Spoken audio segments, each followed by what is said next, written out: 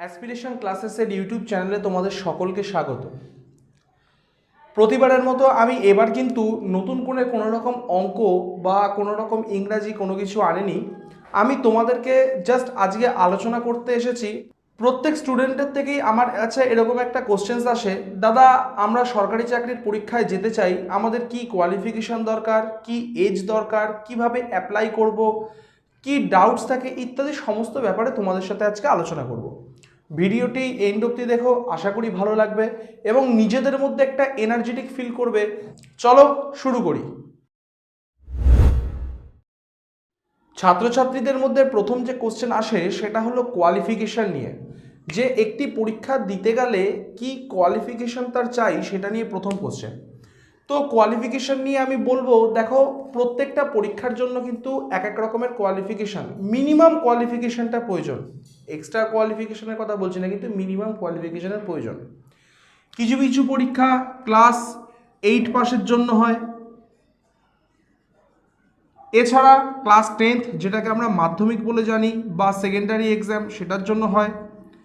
কিছু কিছু এক্সাম হয় 12th পাসের জন্য বা যেটাকে আমরা হায়ার সেকেন্ডারি হিসাবে জানি, এবং কিছু কিছু এক্সাম হয় সেটা হচ্ছে গ্র্যাজুয়েশনের জন্য বা যেটা আমি আফটার 20 ইয়ার্স অর্থাৎ গ্র্যাজুয়েশন হয়ে যাওয়ার পর যে এক্সামটা হয় সেগুলোর জন্য তোমরা অ্যাপ্লাই করলেও করতে পারো।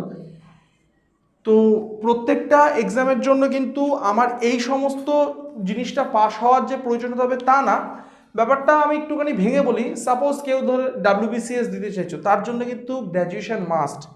12 তো অটোমেটিক হয়ে যাবেই, গ্র্যাজুয়েশন কিন্তু মাস্ট। আবার কেউ ধরে নাও সেন্ট্রালের কোনো রকম MTS এর এক্সাম দিচ্ছ বা SSC যেরকম MTS নেয়, তার জন্য কিন্তু মিনিমাম 10th পাস হলেই এনাফ। 12 পাস বা গ্র্যাজুয়েশনের কোনো প্রয়োজন নেই, মিনিমাম 10th পাস হলেই ক্লিয়ার হয়। তো আমি আরেকটু ভালো করে বোঝাচ্ছি, তার আগে একটা কথা বলি। আমি কিন্তু যেটা বলছি সেটা কিন্তু কম্পিটিটিভ এক্সাম কম্বাইন্ডের জন্য বলছি, কোনো রকম স্কুল সার্ভিসের জন্য বলছি না বা কোনো রকম ব্যাঙ্কিংয়ের জন্য বলছি না। ব্যাঙ্কিংয়ের ক্ষেত্রেও 12 পাস এবং গ্র্যাজুয়েশন প্রয়োজন, কিন্তু মোদ্দা কথা আমি কিন্তু স্কুল সার্ভিসের জন্য বলছি না। তো কোয়ালিফিকেশন অনুযায়ী আমরা এক্সাম দিতে পারবো। তো 8 পাসের জন্য কি কি এক্সাম দিতে পারবো? আমরা অনেক সময় দেখি সেনা বিভাগে কুক, তারপর সুইপার বা ঝাড়ুদার, এই টাইপের বিভিন্ন রকম পোস্টের জন্য বা অনেক ক্ষেত্রে ডোমের পোস্টের জন্য ক্লাস 8 পাস চায়, এর বাইরে কিন্তু চায় না। পরবর্তী যেটা চায় সেটা হচ্ছে মাধ্যমিক বা 10th পাস। 10th পাসের ওপর চায় হচ্ছে তোমার স্টাফ সিলেকশন কমিশনের MTS চায়। এছাড়া আরও চায় সেটা হচ্ছে রেলের গ্রুপ ডি তোমার 10th পাসের ওপর চায়। এছাড়া সেনাবাহিনীতে কিছু কিছু পদের জন্য 10th পাসের ওপর চায়। সব থেকে একটা ভালো কথা বলি, তোমরা নোটিফিকেশন, যে কোনো পরীক্ষার একটা নোটিফিকেশন বেরোয়, সেই নোটিফিকেশনটা তোমরা যদি প্রপার ওয়েতে পড়ো, খুব ভালো করে প্রথম থেকে শেষ অবধি পড়ো, কি কি প্রয়োজন কি না প্রয়োজন, হেনা তেনা খুঁটি নাটি যা আছে সমস্ত কিছু কিন্তু সেই নোটিফিকেশনগুলোতে খুব ক্লিয়ারলি মেনশন করা থাকে। তোমরা কিন্তু নোটিফিকেশন পড়বে। আমি অনেককেই দেখেছি, আমরা নিজেরা যখন পরীক্ষা দিতে যেতাম অনেকেই জিজ্ঞেস করতো, এই 10 পাস হলে হবে বা এই 11 পাস হলে হবে, এই আমি তো উচ্চ মাধ্যমিক দিয়েছি আমি কি এটা দিতে পারবো? তারা আদতে নোটিফিকেশনটুকুই ভালো করে পড়ে না। নোটিফিকেশন না পড়ার ফলে কি হয়, তার মধ্যে পুরো ইনফরমেশনটা থাকে না, সেই ইনফরমেশনটা জানতে পারে না, যার ফলে সবার কাছে প্রশ্ন করতে করতে আসে।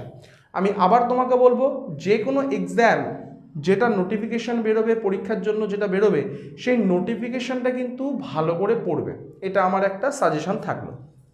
এছাড়া বলতে বলতে যাচ্ছি, তো 12 পাসের জন্য তুমি ওয়েস্ট বেঙ্গল পুলিশের কনস্টেবলের জন্য অ্যাপ্লাই করতে পারো, কলকাতা পুলিশের কনস্টেবলের জন্য অ্যাপ্লাই করতে পারো, CHSL দিতে পারবে। এছাড়াও তোমরা যদি কেউ ইউপিএসসির জন্য পড়ে থাকো, দেখবে ইউপিএসসির কিছু 12 পাসের এক্সাম হয়, সেই এক্সামগুলো তোমরা কিছু দিতে পারবে। ব্যাংক ক্লার্কের জন্য পরীক্ষা তুমি দিতে পারবে।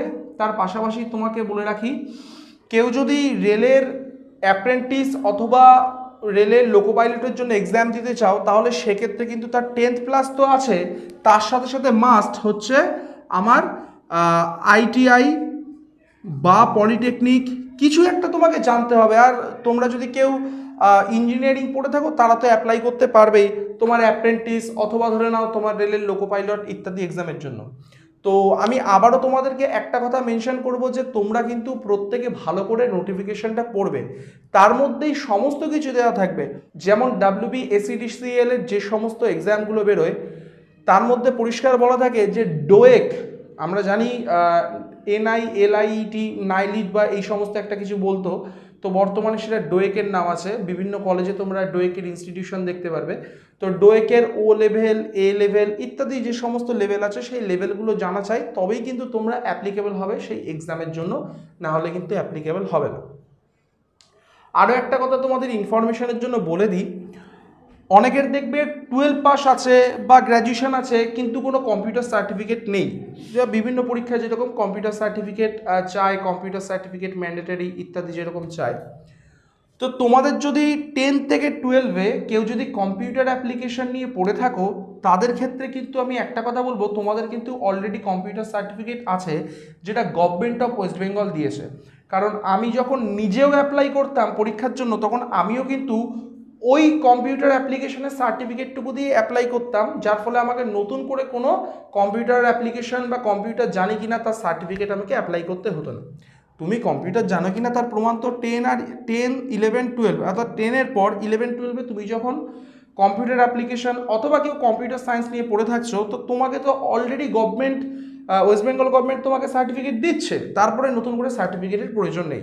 হ্যাঁ, যদি ডোয়েকের আসলে ওয়েস্ট বেঙ্গলকে গভর্নমেন্ট যে সার্টিফিকেটটা দেয় সেটা কিন্তু বেসিক লেভেলের। হ্যাঁ, ডোয়েক A লেভেল, O লেভেল ইত্যাদির জন্য যদি তুমি চাও, সেটা কিন্তু এই 11, 12-এ পাবে না, সেটা কিন্তু আমি একটু মেনশন করে দিলাম। বাদ বাকি এটুকুই। আশা করি কোয়ালিফিকেশন নিয়ে বুঝতে পেরেছ। চলে যাচ্ছি তার পরের পয়েন্টে। নেক্সট একটা কোশ্চেন আমাদের কাছে আসে বা বিভিন্ন স্টুডেন্ট আমাকে জিজ্ঞাসা করে, সেটা হচ্ছে এজ নিয়ে। দেখো, এজটা কিন্তু একটা সত্যি বড় ফ্যাক্টর।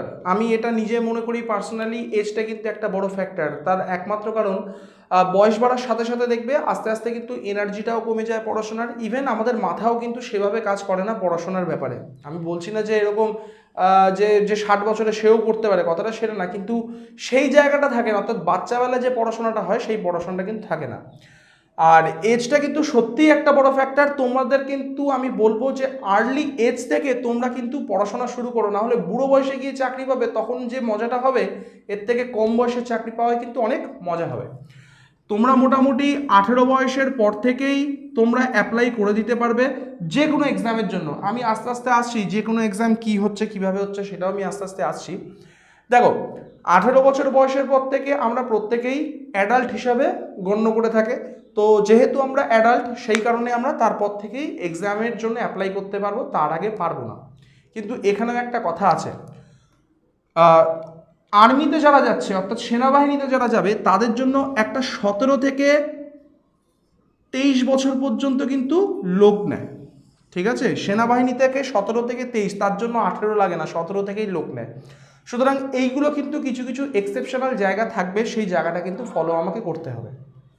এছাড়া আমি যদি সেন্ট্রালের এক্সাম দিই, সেন্ট্রালের যদি MTS এক্সাম দিই, যেটা হচ্ছে আমার মাধ্যমিক লেভেল অবধি, MTS এক্সামে একজন স্টুডেন্ট 18 থেকে 25 বছরের মধ্যে যদি থাকে, সেই কিন্তু অ্যাপ্লাই করতে হবে। এই 18 থেকে 25 কিন্তু আমি আনরিজার্ভড হিসেবে বললাম। যারা ধরো রিজার্ভ ক্যাটাগরি, যেমন ওবিসি 3 বছরের ছাড় পাবে, যদি হয় SC অথবা ST সে 5 বছরের ছাড় পাবে, আর যদি এক্স সার্ভিসম্যান হয় তারা তাদের কোয়ালিফিকেশন অনুযায়ী ছাড় পাবে, যেমন জায়গা অনুযায়ী ছাড় পাবে, এগুলো সব। সেই আবারও একটা কথা বলবো, নোটিফিকেশনটা তোমরা যদি ভালোভাবে পড়ো, নোটিফিকেশনের মধ্যে A to Z টোটালটা কিন্তু খুব ভালোভাবে তোমাদের লেখা থাকবে। তোমরা কিন্তু আগে নোটিফিকেশনটা পড়ার চেষ্টা করো। তো MTS কিন্তু মাথায় রাখবে 18 থেকে 25, তার বাইরে কিন্তু আর দিতে পারবে না।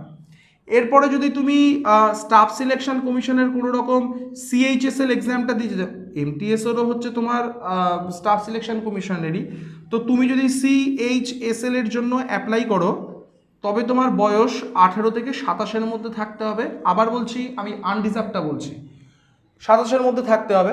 তেমনিভাবে তুমি যদি CGL অর্থাৎ কম্বাইন্ড গ্র্যাজুয়েট লেভেলের জন্য যদি অ্যাপ্লাই করো, তোমার 18 থেকে 27-এর মধ্যেই বয়স থাকতে হবে। এখনো পর্যন্ত SSC যে ফরম্যাটটা নিচ্ছে আমি সেটুকুই খালি বললাম। তো আমরা জানি 2022 থেকে গভর্নমেন্ট সিইটি বা কমন এলিজিবিলিটি টেস্ট আনছে, তো তখন কীরকমভাবে এক্সাম হবে, 18 থেকে 27 রাখবে না 18 থেকে 30 রাখবে, কিছু বাড়াবে না উল্টে আরও কমিয়ে দেবে, আমরা কিছুই বুঝতে পারছি না। তবে যেটুকু আছে সেই অনুযায়ী কিন্তু আজকের এই ভিডিও। এবার যদি কেউ রেলের গ্রুপ ডির জন্য, বা দিকে লিখছি আমি, একটু দেখে নাও, রেলের গ্রুপ ডির জন্য, রেলওয়ের ডি গ্রুপের জন্য অ্যাপ্লাই করো, তাদের কিন্তু আবার সেই 27 না বা 25 না, এটা মাধ্যমিক লেভেলের এক্সাম, তারা আবার 18 থেকে 33 অবধি টাইম পাবে। তেমনিভাবে এনটিপিসির জন্য যদি কেউ অ্যাপ্লাই করো, তারা কিন্তু আবার সেই 27 বা 30 অবধি টাইম পাবে, এগুলো যেরকম প্রেসক্রাইব ফরম্যাট থাকবে সেই অনুযায়ী। তবে সবথেকে মজার ব্যাপার হচ্ছে, তোমরা যদি কেউ ওয়েস্ট বেঙ্গল গভর্নমেন্টের কোনো এক্সামের জন্য অ্যাপ্লাই করো, পুলিশের জন্য যদি অ্যাপ্লাই করো, অনলি ফর পুলিশ, তাহলে হচ্ছে পুলিশের যদি কনস্টেবলের জন্য অ্যাপ্লাই করো, তাহলে তুমি 27 অবধি টাইম পাবে, আপ টু 27, ঠিক আছে। কিন্তু তুমি যদি মনে করো ডাব্লিউবিসিএস দেবে অথবা পিএসসি মিসলেনিয়াস দেবে, সেক্ষেত্রে কিন্তু বর্তমানে আমাদের রাজ্য সরকার বাড়িয়ে সেটা 35 বছর অবধি করেছে, কিছু কিছু ক্ষেত্রে 40 বছর অবধি করেছে। তোমরা কিন্তু ফরম্যাটটায় কিন্তু দেখবে, এখানে দুটো একটা সুবিধার জিনিস হয়। একটা সুবিধা হচ্ছে, যাদের ধরো বয়স বেড়ে গেছে, সে রিজার্ভ কাস্ট হোক আনরিজার্ভ কাস্ট হোক, তারা কিন্তু অ্যাপ্লাই করতে পারছে, অর্থাৎ 33 বছরে গিয়েও কিন্তু সে সরকারি চাকরি পাওয়ার একটা স্বপ্ন দেখতে পাচ্ছে, যেটা কেন্দ্র সরকারের পরীক্ষায় 18-25, 18-27, 18-27, এখানে একটাই মাত্র 18-33, তারপরে আর থাকছে না। কারোর বয়স যদি কোনো কারণে বেড়ে গিয়ে 34 বছর হয়, কেন্দ্র সরকারের পরীক্ষা তাকে ভুলে যেতে হবে, কিন্তু ওয়েস্ট বেঙ্গল গভর্নমেন্টের ক্ষেত্রে কিন্তু সে পরীক্ষা দিতে পারবে, যেহেতু পিএসসি মিসলেনিয়াস 35 বছর অবধি করা, কিছু কিছু ক্ষেত্রে যেমন 40 বছরেও আছে, যেমন তোমাকে বলি প্রাইমারি টিচার্স যেমন 40 বছর অবধি প্রায় করা আছে, তো সেগুলোর ক্ষেত্রে কিন্তু তাদের একটা সুবিধা। এটা তো গেল সুবিধার দিক, অসুবিধাও কিন্তু একটা আছে, সেটাও মাথায় রাখতে হবে। যারা ধরো সবেমাত্র গ্র্যাজুয়েশন করলো, অর্থাৎ 21-22 বছর, তাদের সঙ্গে 34-35 বছর, মানে প্রত্যেক বয়সে যদি অন্তত 2 লাখ করে ছেলে মেয়ে থাকে, সেই 2 লাখ করে ছেলে মেয়ে কিন্তু সে এক্সাম দেওয়ার জন্য অ্যাপ্লিকেবল হয়ে যাচ্ছে, মানে কম্পিটিশনটা আরও বেড়ে যাচ্ছে। তোমাদের প্রথম থেকেই বললো আর্লি এজ, অর্থাৎ 18 বছর বয়সের থেকেই মোটামুটি কিন্তু তোমরা আস্তে আস্তে প্রিপেয়ার হওয়া শুরু করো। আর কিছু হোক না হোক, কলেজে যখন পড়বে, তার পাশাপাশি গভর্নমেন্ট এক্সামগুলো কি করে হচ্ছে, গভর্নমেন্ট এক্সামের জন্য কি কি পড়তে হবে, কি সিলেবাস আছে, কোথায় অ্যাপ্লাই করতে হবে, কি করতে হবে, এগুলো সম্পর্কে একটুখানি খেয়াল নেওয়া শুরু করো। তার পাশাপাশি আমি তো তোমাদেরকে গাইড করছি, তো এজ সম্পর্কে আশা করি তোমাদের সমস্ত ধারণা আমি ক্লিয়ার করতে পারলাম। আশা করি এজ সম্পর্কে তোমাদের যে আইডিয়াটা দেওয়ার দরকার ছিল সেটুকু ক্লিয়ার করতে পেরেছি। চলে যাচ্ছি তার পরের পয়েন্টে।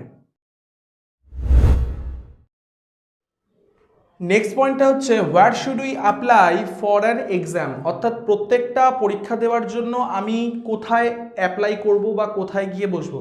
দেখো, এই পয়েন্টটা কিন্তু টোটালি ডিপেন্ড করছে আগের দুটো পয়েন্ট, অর্থাৎ এজ অ্যান্ড কোয়ালিফিকেশনের উপর। লিখতে পারলাম না, ION এখানে লিখে দিলাম, এজ এবং কোয়ালিফিকেশনের ওপর। দেখো কি করে এজ এবং কোয়ালিফিকেশন একটু বোঝাই। সাপোজ রেল আজকে একটা নোটিফিকেশন বার করলো, সে 1000 লোকো পাইলট নেবে। তোমার তার মানে এজ থাকতে হবে, কতটুকু এজ, যতটুকু প্রেসক্রাইব করা থাকবে সেই এজের মধ্যে থাকতে হবে, 18 থেকে 27-এর মধ্যে। এবং কোয়ালিফিকেশনে তোমাকে মিনিমাম তো মাধ্যমিক পাস করতে হবে, তার সাথে সাথে ITI, পলিটেকনিক অথবা ইঞ্জিনিয়ারিং কোনো কোর্স করা থাকতে হবে, তবেই কিন্তু তুমি রেলের লোকো পাইলটের জন্য অ্যাপ্লাই করতে পারবে। এর সাথে সাথে বলি, যদি কেউ রেলের অ্যাপ্রেন্টিসের জন্য অ্যাপ্লাই করতে যাও, তার ক্ষেত্রেও কিন্তু সেম ফিটার ইত্যাদি বিভিন্ন রকম যে সমস্ত ট্রেড আছে সেই ট্রেডগুলো জানতে হবে, মানে কোয়ালিফিকেশনটা কিন্তু তোমার ম্যাটার করছে। এজটা তো তার সাথে সাথে ম্যাটার করছেই, কারণ মিনিমাম এজের নিচে হলে এবং ম্যাক্সিমাম এজের বাইরে চলে গেলে তখন কিন্তু আর এক্সাম দিতে পারবে না। সুতরাং এটা নিয়ে আমি বারবার আর বলছি না, শুধু কোয়ালিফিকেশনটা নিয়ে আমি বলছি। সাপোজ কালকে এরকম একটা অ্যাপ্লিকেশন বেরোলো যেখানে বলা হচ্ছে স্টেনোগ্রাফি নেবে, অর্থাৎ স্টেনোগ্রাফি কিন্তু কোনো রকম কোর্স হয় না, স্টেনোগ্রাফির কিন্তু কোনো রকম তুমি সার্টিফিকেট পাবে না, কিন্তু স্টেনোগ্রাফির সার্টিফিকেট বলতে গভর্নমেন্ট তোমাকে সেভাবে কোনো সার্টিফিকেট দেবে না, স্কুল কলেজে পড়ানো হয় না, তোমাকে কিন্তু আলাদা কোনো ইনস্টিটিউশনে গিয়ে স্টেনোগ্রাফি শিখতে হবে। সমস্ত কিছু নোটিফিকেশনের মধ্যে বলা থাকবে। অথবা তুমি যদি HS পাস করো, তার সাথে সাথে তোমাকে স্টেনোগ্রাফিও জানতে হবে। আমার ক্ষেত্রে যে এরকম টাইপিংটা জানতে হয়েছিল, তো আমাকে টাইপিংটা শিখতে হয়েছিল, কোনো রকম সার্টিফিকেট দিতে লাগেনি, আমাকে প্র্যাকটিক্যালি টাইপের এক্সাম দিতে হয়েছিল, তবে পাশ করলে চাকরি পেয়েছি, না হলে কিন্তু হতো না। এর সাথে সাথে সবথেকে সোজা যে জায়গাগুলো সেগুলো আমি বলে দিই। এসএসসি মোটামুটি প্রত্যেক বছর 3টে এক্সাম নেয়, সেটা কি কি? এমটিএস,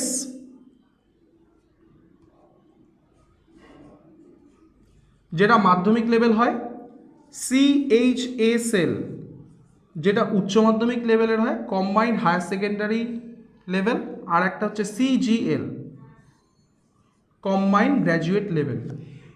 এই যে এক্সামগুলো হয়, এই যে 3টে এক্সাম, এই 3টে এক্সামগুলো কিন্তু মোটামুটি কোনো রকম এক্সট্রা ক্যারিকুলার অ্যাক্টিভিটি বা এক্সট্রা কোনো কিছু চায় না। তুমি নর্মালি যদি মাধ্যমিক পাস করো এমটিএসে বসতে পারবে, তুমি যদি সিএইচএসএল এর জন্য এক্সাম দিতে চাও উচ্চ মাধ্যমিক পাস করলেই এনাফ। আর কম্বাইন্ড গ্র্যাজুয়েট লেভেল, নাম শুনেই বুঝতে পারছি, গ্র্যাজুয়েট হলে তুমি সিজিএল এর এক্সাম দিতে পারবে।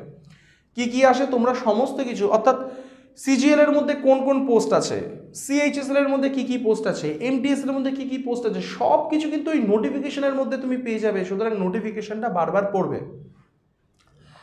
আর তার সাথে সাথে আরও কিছু বলি যে এটা তো এসএসসি গেল, তুমি যদি ওয়েস্ট বেঙ্গল গভর্নমেন্টের কোনো রকম পরীক্ষা দাও, আমি দেখেছি ওয়েস্ট বেঙ্গল গভর্নমেন্ট কিন্তু খুব একটা পিএসসি মিসলেনিয়াস যে সমস্ত পরীক্ষা হয় বা ডাব্লিউবিসিএস যে সমস্ত পরীক্ষা হয় তাতে কিন্তু কোয়ালিফিকেশনে আইটিআই বা ধরো তোমার ফিটার জানতে হবে, আইটিআই এর একটি ট্রেড হচ্ছে ফিটার, আইটিআই জানতে হবে, বা ধরো তোমাকে পলিটেকনিক জানতে হবে, বা তোমাকে ইঞ্জিনিয়ারিং করতে হবে, এরকম কিন্তু কোনো কিছু থাকে না।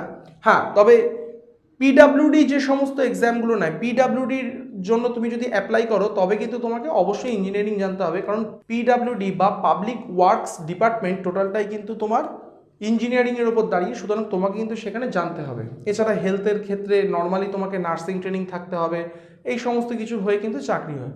সুতরাং এটা ভাবার ব্যাপার না যে আমি যদি নর্মাল গ্র্যাজুয়েশন করি আমি কি চাকরি পাবো। নর্মাল গ্র্যাজুয়েশন আমিও করেছি, করে আজকে আমি সরকারি চাকরি করছি কেন্দ্র সরকারে। তো শুধু তাই না, নর্মাল হলেও তুমি চাকরি পাবে, নর্মাল ছাড়াও তোমার পাশাপাশি যদি আইটিআই, পলিটেকনিক বা ইঞ্জিনিয়ারিং থাকে তুমি অন্যান্য পরীক্ষাগুলোও দিতে পারবে। কথাটা হচ্ছে এইটাই একটা সুবিধা। আর যার চাকরি পাওয়ার সে নর্মালি পাবে, ওগুলো করেও পাবে, ওই নিয়ে কোনো ভাবার ব্যাপার নেই, ভয়ের কোনো ব্যাপার নেই। সুতরাং তোমরা অ্যাপ্লাই করতে পারবে। আর একটা কথা বলি, আমরা সাধারণত পরীক্ষার অ্যাপ্লাই করার জন্য বা কি অ্যাপ্লাই করব, আমরা সোশ্যাল মিডিয়ার ওপর নির্ভর থাকি, যেমন ফেসবুক, হোয়াটসঅ্যাপ বা ধরো বিভিন্ন রকম গুগল ক্রোমে কোনো নিউজ ফিড এলো তার উপর অ্যাপ্লাই করি। তবে আমি পার্সোনালি মনে করি বিভিন্ন রকম পেপার আছে, আমি কোনো পেপারের নাম নিচ্ছি না, চাকরির পরীক্ষার জন্য বিভিন্ন রকম পেপার তোমরা যে কোনো স্টেশনারি যেখানে পেপার টেপার বিক্রি হয় তোমরা সেখানে পেয়ে যাবে।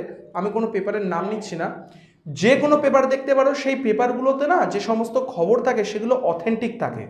আমি এটা দেখেছি। আমি তোমাকে নিজের একটা অভিজ্ঞতা থেকেই বলি।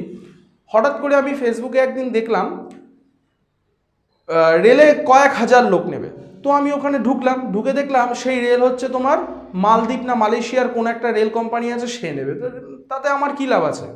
আমার তো টার্গেট ওয়েস্ট বেঙ্গলে বা ইন্ডিয়ার মধ্যে চাকরি করা, আমি আউট অফ কান্ট্রি তো আমি যেতে চাইছি না, সুতরাং সেটা দিয়ে আমার কী লাভ? তো এই টাইপের ফেক জিনিসগুলো না এই পেপারগুলোতে থাকে না। যার মনে হবে বাংলা পেপার পড়লে সুবিধা সে বাংলা পেপার পড়বে, কারোর যদি মনে হয় আমার ইংলিশ পেপার পড়লে সুবিধা কিন্তু ইংলিশ পেপার পড়বে। কিন্তু পেপারে যে সমস্ত রকম থাকে নোটিফিকেশানগুলো বা পেপারে যে সমস্ত অ্যাডগুলো দেয় সেগুলো বেশিরভাগটাই কিন্তু অথেন্টিক হয়, 95% অথেন্টিক হয়। এছাড়া আর একটা মজার জিনিস বলি, তোমরা যে পেপার রাখবে, মনে করো প্রথম দিন তুমি এক্স পেপার রাখলে, তুমি কন্টিনিউ কিন্তু এক্স পেপারটাই রাখবে, এই জিনিসটা কিন্তু কেউ বলে না। কন্টিনিউ তুমি এক্স পেপারটাই রাখবে, 3-4-5 টাকা দাম হবে, প্রত্যেক সপ্তাহে একটা করে বেরোয়, এক্স পেপারটাই রাখবে। এর কারণ কি আমি তোমাকে বলি, ধরে নাও আজকে তুমি এক্স পেপার রাখলে, নেক্সট দিন তুমি ওয়াই পেপার রাখলে, তারপরের দিন আবার জেড পেপার রাখলে, তারপরের দিন আবার ওয়াই পেপার রাখলে, এতে কি হয় সিরিয়াল ব্রেক করে যায়। ধরো পেপার এক্সে আজকে যে খবরটা বেরিয়েছে সেটা পরের দিন গিয়ে বেরোলো পেপার ওয়াইতে, এবং পেপার ওয়াইতে যে খবরটা পরের সংখ্যাতে বেরোনোর কথা, অর্থাৎ পেপার এক্সে যে খবরটা পরের সংখ্যায় বেরোনোর কথা সেটা হয়তো পেপার ওয়াইয়ে আগের সংখ্যায় বেরিয়ে গেছে। তখন কি হবে, তোমার কিছু না কিছু জায়গায় মিস চলে যাবে কোন এক্সামের খবর। সুতরাং আবারও বলছি, যে পেপার তুমি রাখবে কন্টিনিউ কিন্তু সেই পেপার রাখার চেষ্টা করবে। আমি যেমন মনে করো আমি তোমাকে বললাম তুমি প্রত্যেক দিন এ নামক একটি পেপার রাখো, তো প্রত্যেক দিন তোমাকে এ নামক যদি পেপার রাখো তাহলে প্রত্যেক সপ্তাহে তুমি এ পেপারটাই কিনবে, ওই XYZ এর দিকে তোমরা কিন্তু কেউ ছুটবে না। প্রত্যেকটা খবরের কাগজে কিন্তু একদম মানে সরকারি চাকরির পড়াশোনার জন্য যে খবরের কাগজ বেরোয় তাতে কিন্তু অথেন্টিক খবর থাকে, এইটুকু আমি তোমাকে বলতে পারি। আশা করি 3 নম্বর পয়েন্ট তোমাদের সাথে আমি ক্লিয়ার করতে পেরেছি এবং ভালোভাবে আলোচনা করতে পেরেছি। চলে যাচ্ছি আমি এবার 4 নম্বর পয়েন্টের দিকে। এই পয়েন্টটা কিন্তু খুবই important, how to apply for an exam. প্রতিটা এক্সামের জন্য আমি কি করে অ্যাপ্লাই করব। WBCS, PSC বা WBSSC, কনস্টেবল, SI, যত ধরনের রাজ্য সরকারের পরীক্ষা এখন হচ্ছে, আমরা আগে সেগুলো অফলাইনে অ্যাপ্লাই করতাম, কিন্তু বর্তমানে সেগুলো কিন্তু অনলাইনে শিফট করে গেছে। আর স্টাফ সিলেকশন কমিশন আমাদের সময়ও অনলাইনে ছিল, এখনও অনলাইনে হয়ে গেছে, কিন্তু আগে একটা অফলাইনের সিস্টেম ছিল, সেই অফলাইনের সিস্টেম এখন অবসোলেটেড। মানে আমি একটা কথা বলতে পারি, তুমি যখন যে কোনো পরীক্ষার জন্য অ্যাপ্লাই করবে টোটালটাই কিন্তু এখন অনলাইনে চলে এসেছে। স্টেট গভর্নমেন্টের এক্সামগুলো অফলাইনে হয়, স্টেট গভর্নমেন্ট SG অফলাইনে হয়, আর সেন্ট্রাল গভর্নমেন্টের সমস্ত পরীক্ষা অনলাইন হয়ে গেছে। অর্থাৎ তুমি যে অ্যাপ্লাই করবে অ্যাপ্লাইটাও তোমাকে অনলাইনে করতে হবে, তুমি যখন এক্সাম দেবে এক্সামটাও তোমাকে অনলাইনে দিতে হবে। সেন্ট্রাল গভর্নমেন্টের ক্ষেত্রে CG ফর সেন্ট্রাল গভর্নমেন্টের ক্ষেত্রে টোটালটাই অনলাইন। আর স্টেট গভর্নমেন্টের ক্ষেত্রে বর্তমানে তুমি যদি অ্যাপ্লাই করো, অ্যাপ্লাইটা করতে পারবে তুমি হচ্ছে অফলাইন, ঠিক আছে, এবং অনলাইন দুটোই করতে পারবে। অ্যাপ্লাইটা অফলাইন এবং অনলাইন দুটোই করতে পারবে, কিন্তু তুমি যখন এক্সাম দেবে এক্সামটা কিন্তু টোটালটাই হবে তোমার অফলাইনে এখনো অবধি। তো 4 নম্বর পয়েন্ট খুব একটা কঠিন কিছু না, জাস্ট তোমাকে বুঝিয়ে দিলাম এইটুকুই। চলে যাচ্ছি আমি 5 নম্বর পয়েন্টের দিকে। পরীক্ষার শুরুতেই এরকম একটা কোশ্চেন আসে যে সিলেবাস আমরা কি পাবো বা সিলেবাস কি হবে। এটা কিন্তু তোমরা 9, 10, 11, 12-এর কোনো রকম পরীক্ষা দিচ্ছ না, তুমি সরকারি চাকরির পরীক্ষা দিচ্ছ।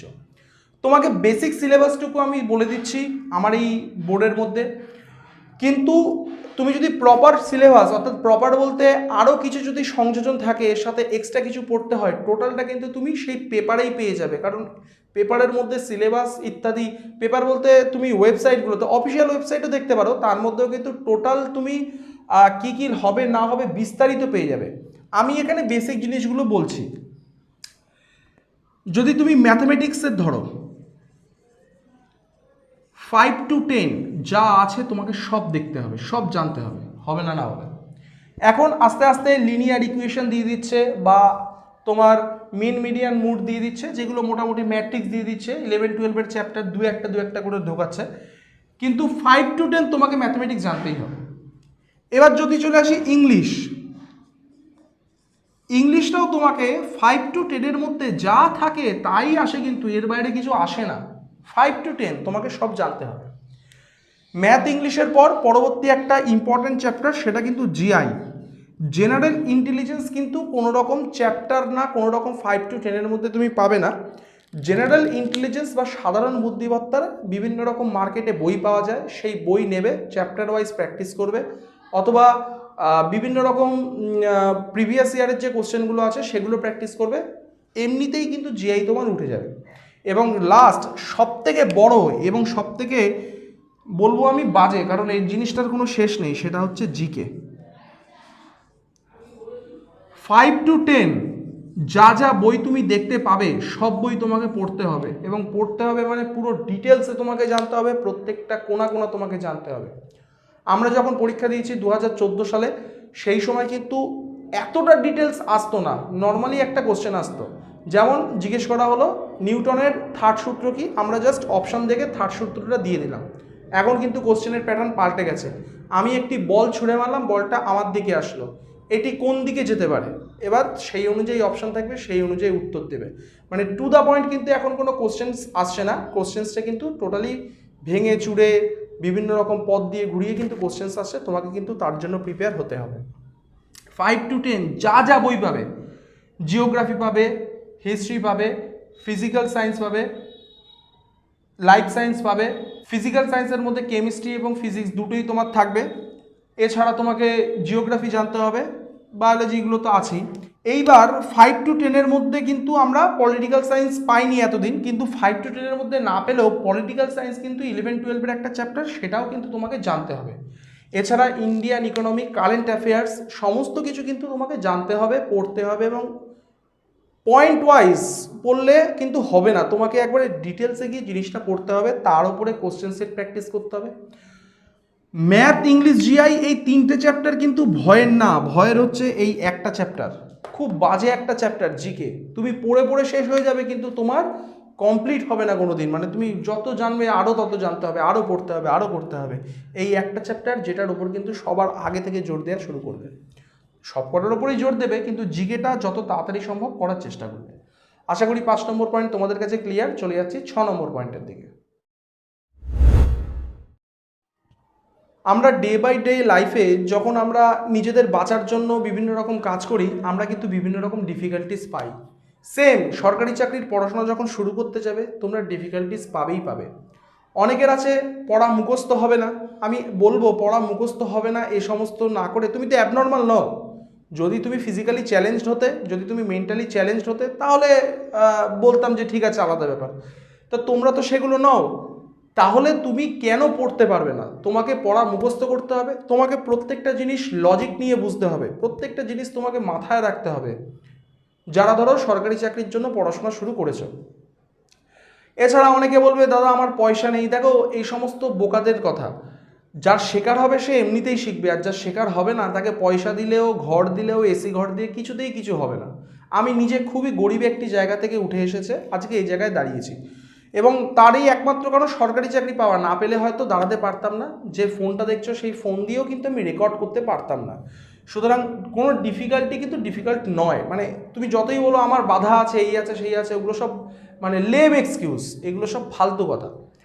আর একটা কথা তোমাকে বলি, যারা ধরো সরকারি চাকরি পড়তে চাইছে কিন্তু তারা পাশাপাশি অন্য কোনো রকম স্যালারিড পার্সন আছে, অর্থাৎ কোনো পাশাপাশি চাকরি করছে, যার ফলে সে নিজের লাইফটা চালাতে পারে, তাদের জন্য আমি একটা সুন্দর ফুলপ্রুফ প্ল্যান দিতে পারি।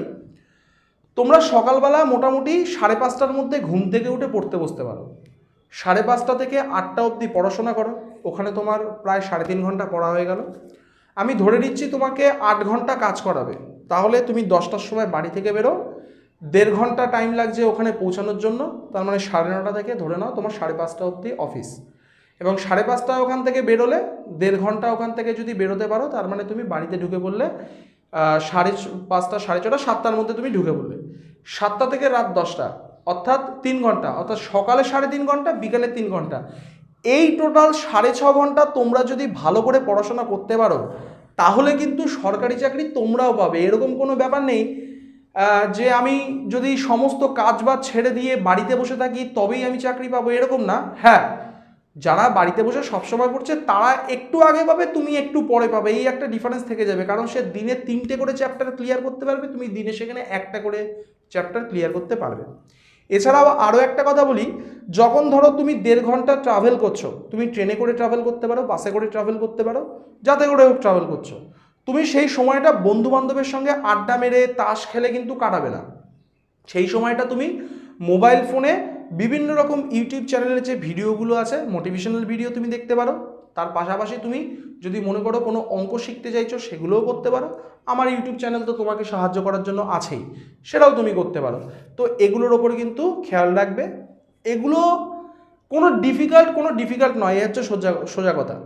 আমরা ম্যাডাম সুধা চন্দ্রনের নাম শুনেছি, যিনি পা কাটার পরেও কিন্তু ভরতনাট্যম নেচেছিলেন। সুতরাং ডিফিকাল্ট কোনো কিছু নয়, তোমার ওপর ডিপেন্ড করছে, তোমার ইচ্ছার ওপর ডিপেন্ড করছে তুমি কি করতে চাইছো। ওই সরকারি চাকরির জন্য পড়াশোনা করছি, এদিকে আমি পড়তে বসছি না, এদিকে আমি আড্ডা মারছি, সমস্ত পার্টি অ্যাটেন্ড করছি, সমস্ত কিছু অ্যাটেন্ড করছি, এগুলো হচ্ছে মানে ফালতু, মানে এইসব আশা মানেই হচ্ছে ফালতু। তুমি যদি পড়তে চাও, একদম সাধনা শুরু করো আজকের দিন থেকেই, তোমাকে চাকরি পেতেই হবে, অন্য কোনো দিক তাকানো যাবে না, কারোর সাথে কোনো কথা নেই। এবং বন্ধু বান্ধবও কিন্তু তুমি সেভাবে বানাবে যারা তোমাকে এই পরীক্ষায় পাশ করার জন্য হেল্প করবে। আশা করি আজকের ভিডিওটা তোমাদের ভালো লেগেছে, একটু লম্বা হয়ে গেছে ঠিকই, তো দেখা হবে পরবর্তী ভিডিওতে। আজকের মতো এখানেই শেষ, টাটা।